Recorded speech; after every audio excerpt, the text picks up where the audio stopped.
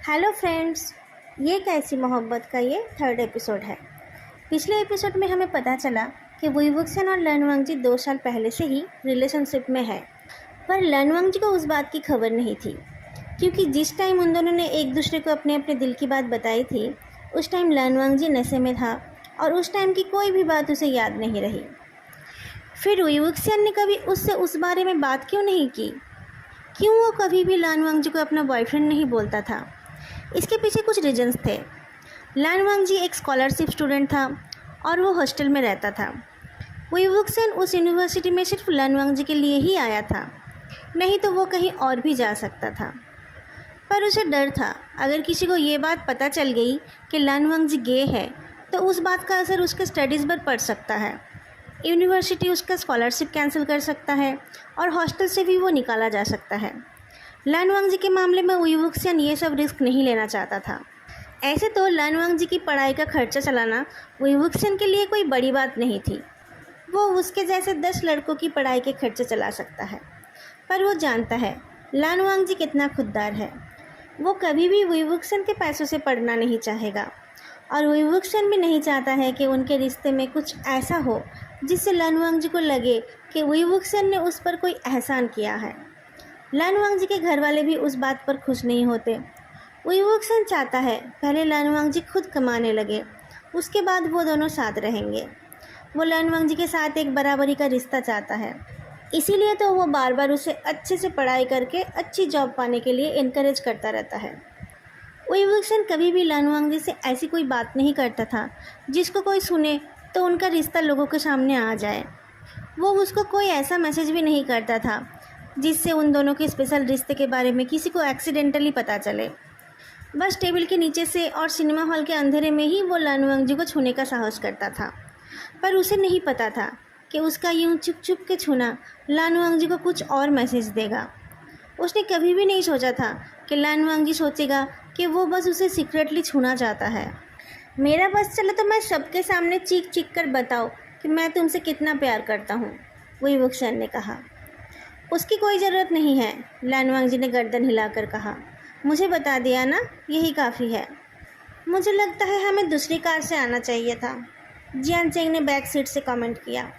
तुम चुप रहो, ये सब तुम्हारी वजह से ही हुआ। तुम्हारी सेटिंग कराते कराते मेरी सेटिंग बिगड़ रही थी, वुईवुक्सन ने डांट कर कहा।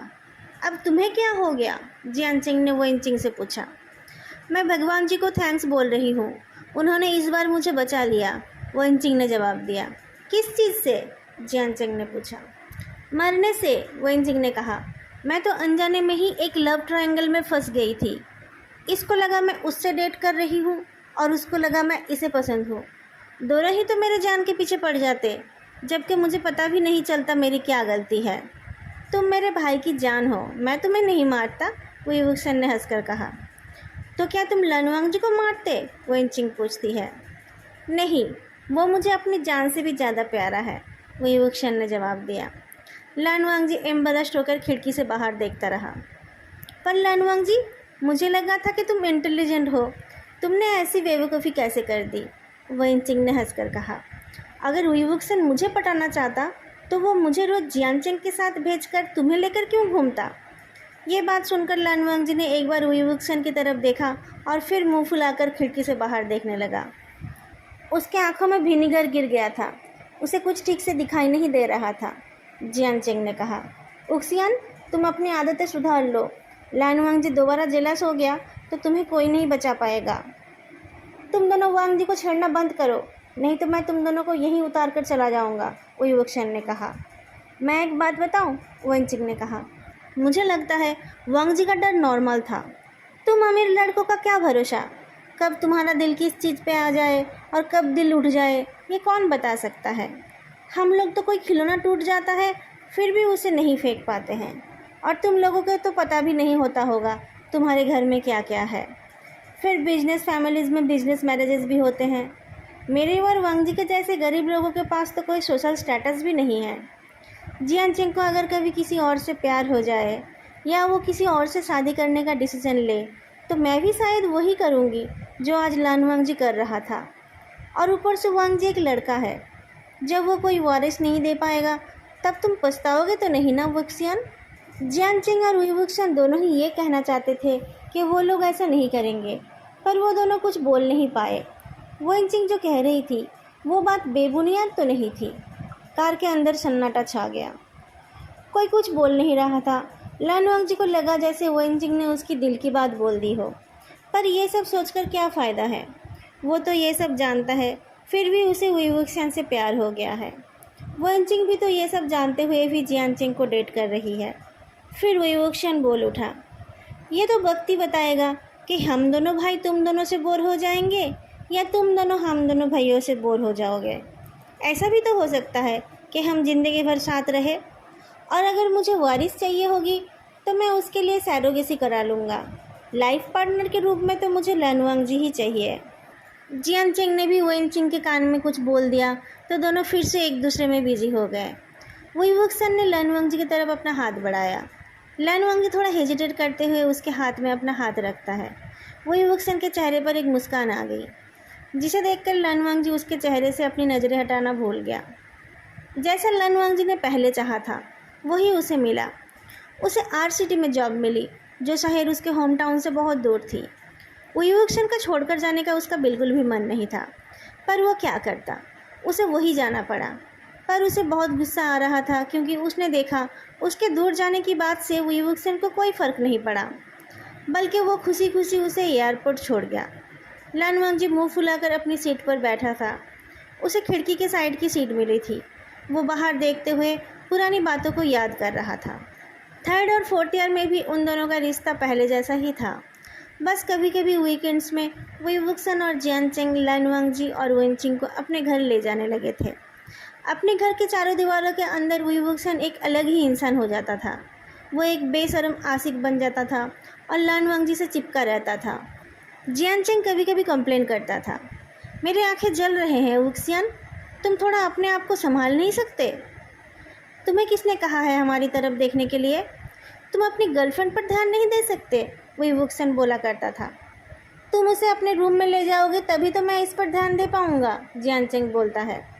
वुईवुक्सन जैसे इसी बात का इंतज़ार करता था। वो बोल उठता था, ठीक है जा रहा हूँ, पर बाद में ये मत बोलना कि हमने तुम दोनों के साथ टाइम स्पेंड नहीं किया। हाँ हाँ जाओ, बस मुझे कुछ अजीब आवाज़ें नहीं सुनाई देनी चाहिए, जियानचिंग वार्निंग देता था।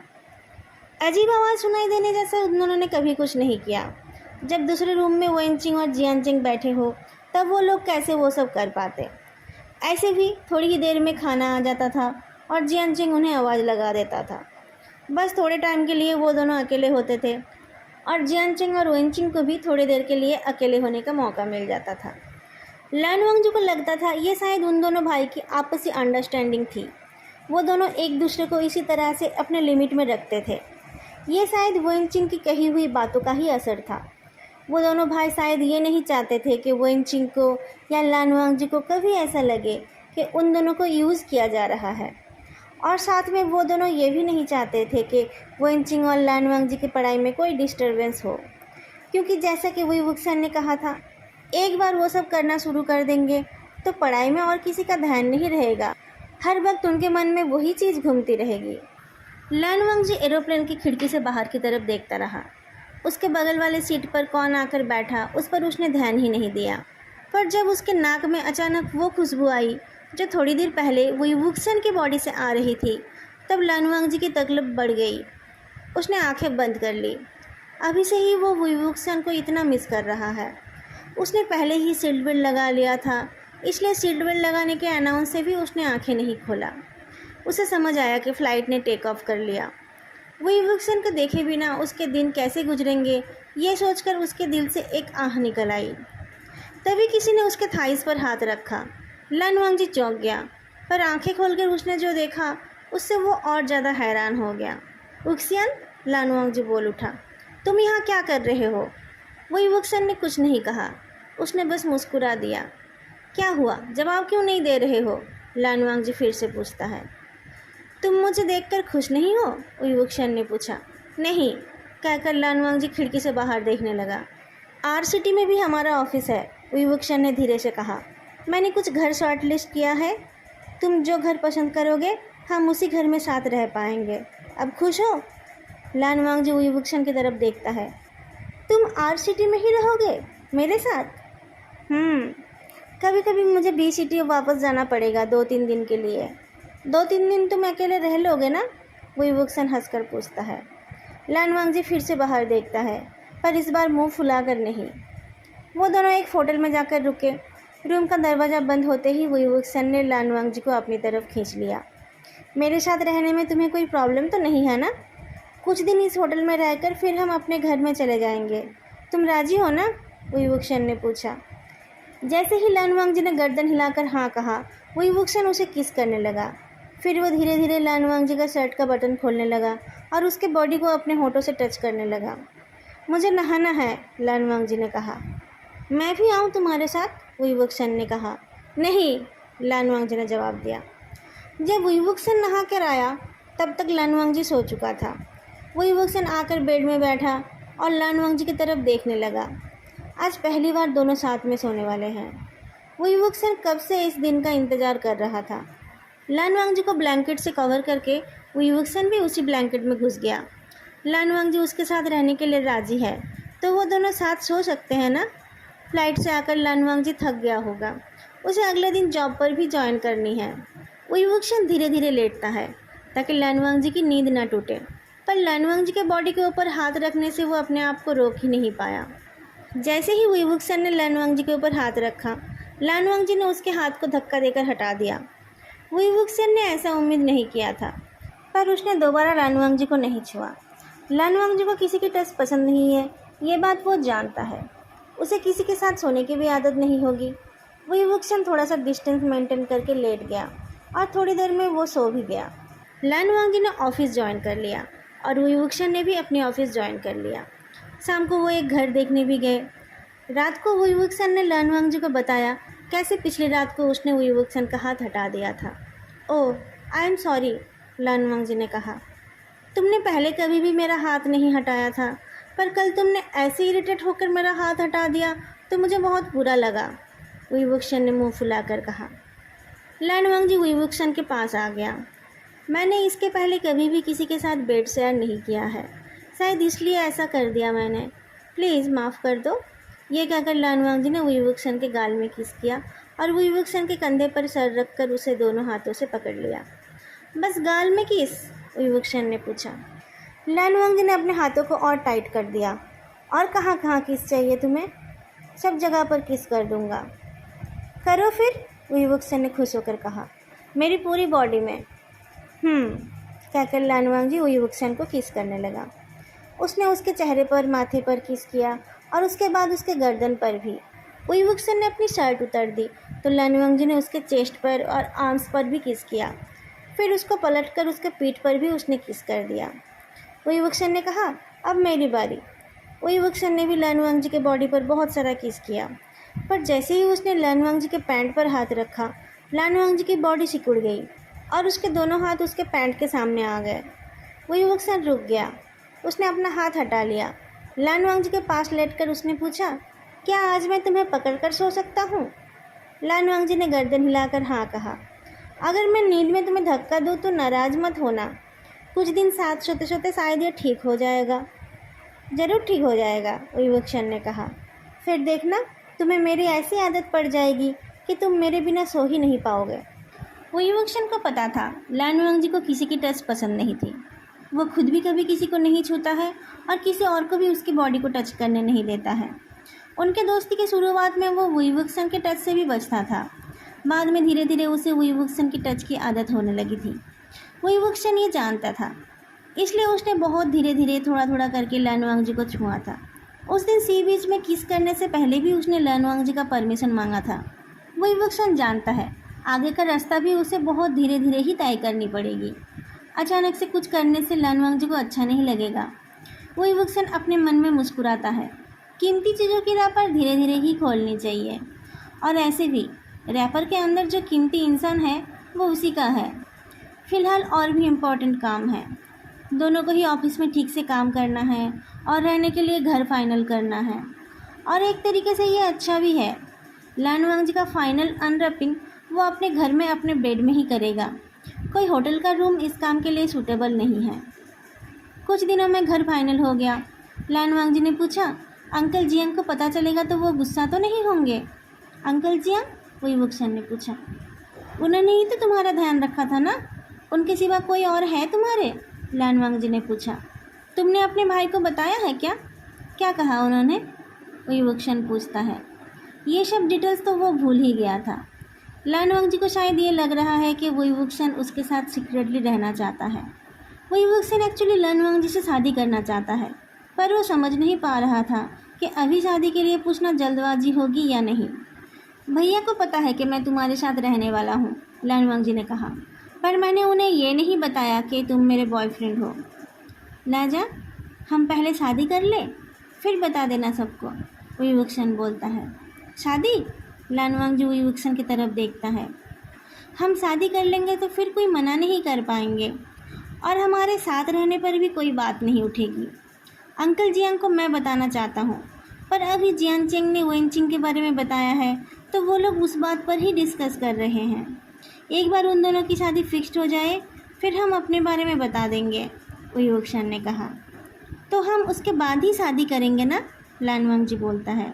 पर हम शादीशुदा ज़िंदगी शुरू करने वाले हैं ना, अभी हम चुपचाप मैरिज रजिस्ट्री कर लेते हैं और इस बात को सीक्रेट रखते हैं।